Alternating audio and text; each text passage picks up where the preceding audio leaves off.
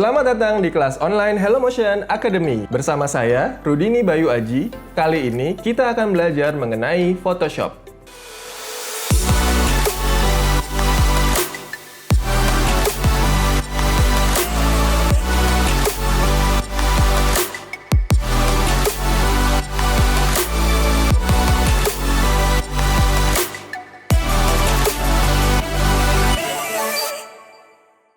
Adobe Photoshop adalah software pengolah gambar standar industri internasional yang digunakan oleh desainer grafis, ilustrator, animator, fotografer, dan profesi-profesi lainnya. Adobe Photoshop bekerja berdasarkan gambar bitmap.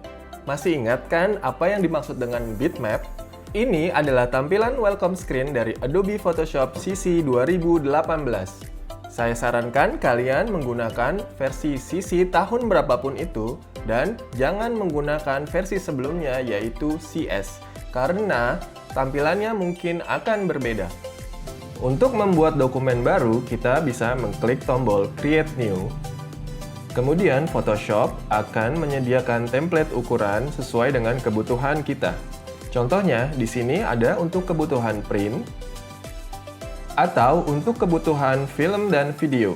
Nah, jika kalian ingin membuat dokumen dengan ukuran tersendiri, kalian bisa memasukkan di kolom width untuk lebar dan kolom height untuk tinggi. Selain itu, kalian bisa mengubah satuan ukuran dokumen tersebut dengan memilih satuan yang ada di sini. Yang kalian harus perhatikan adalah bagian resolusi. Jika kebutuhan kalian untuk screen atau layar, resolusi 72 pixel per inch sudah cukup. Namun, untuk kebutuhan print seperti brosur, poster, atau flyer, disarankan menggunakan resolusi yang lebih tinggi seperti contohnya 300 pixel per inch. Untuk latihan kali ini, kita akan membuat dokumen dengan ukuran A4 dan menamakan dokumen tersebut dengan nama sesi 2. Dan resolusinya hanya menggunakan 72 pixel per inch. Setelah itu, kalian bisa klik tombol Create. Ini adalah tampilan awal jika kalian membuat sebuah dokumen baru. Mungkin tampilan yang ada di layar komputer kalian berbeda dengan apa yang kalian lihat di sini. Namun, tidak usah khawatir karena kita bisa menyamakan tampilan workspace ini dengan cara mengklik di tombol ini. Kemudian kita pilih Reset Essentials.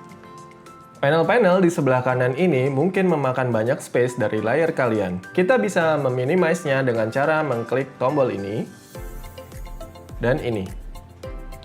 Di sebelah atas, kita bisa menemukan menu-menu dari Photoshop. Kemudian di sebelah kiri terdapat toolbar, di mana tools-tools yang tersedia oleh Photoshop disediakan. Jika kalian memperhatikan ada simbol segitiga di pojok kanan bawah, itu berarti ada tools yang tersembunyi di dalam tools tersebut. Cara mengaksesnya adalah dengan klik tahan hingga tools lainnya terlihat. Di sebelah atas adalah option bar yang menyediakan option untuk tools-tools yang kita pilih. Jadi, option bar ini akan berubah-ubah menyesuaikan dengan tools yang kita pilih. Di area tengah adalah preview area di mana objek-objek atau gambar yang nanti akan kita edit akan muncul di kanvas tersebut. Di sebelah kanan adalah panel, namun ini hanya sebagian dari panels yang disediakan oleh Adobe Photoshop. Untuk memunculkan panels lainnya, kita bisa mengakses menu Window, lalu pilih panel yang ingin kita tampilkan. Contohnya, jika saya ingin memunculkan panels untuk mengatur karakter atau huruf, saya bisa memilih karakter. Nah, sekarang saya akan menjelaskan beberapa fitur penting dari Adobe Photoshop, yaitu blending, layer masking, dan adjustment layer. Untuk menjelaskan apa itu blending, saya akan membuka sebuah gambar dengan cara klik File, kemudian Open, dan saya akan memilih gambar graffiti ini. Dengan mengklik Open, maka gambar tersebut akan terbuka di Adobe Photoshop. Blending adalah interaksi antara satu layer dengan layer lainnya. Adobe Photoshop menggunakan sistem layering di mana gambar-gambar atau objek-objek saling bertumpukan. Untuk melihat layer yang ada pada dokumen kita bisa mengklik panel Layers. Di sini terlihat gambar yang baru saja kita buka menjadi layer background. Dan pilihan untuk blending mode di sini tidak aktif karena hanya terdapat satu layer, sedangkan blending itu adalah interaksi antara satu layer dengan layer lainnya. Maka kita akan membutuhkan sebuah layer baru. Saya akan menambahkan sebuah gambar dengan cara mengklik tombol File, lalu klik Place Embed. Saya akan pilih gambar kertas ini, kemudian klik Place.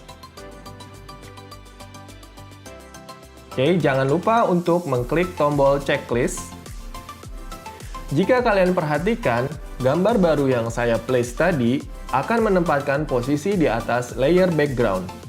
Pilihan blending mode-nya sekarang sudah aktif. Di bagian bawah gambar kertas terdapat warna hitam, abu-abu, dan putih.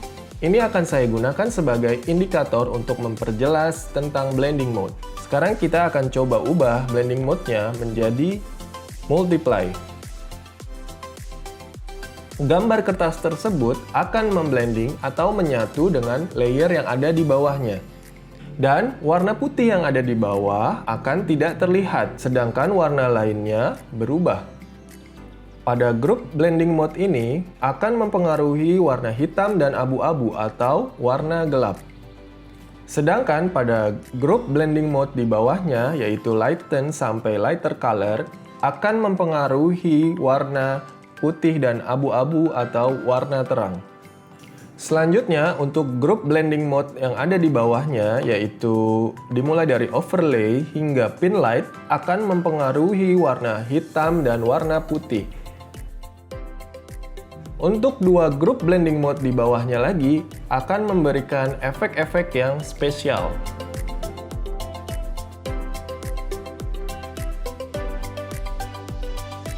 Selanjutnya, saya akan menjelaskan apa itu layer masking dengan membuka sebuah gambar baru.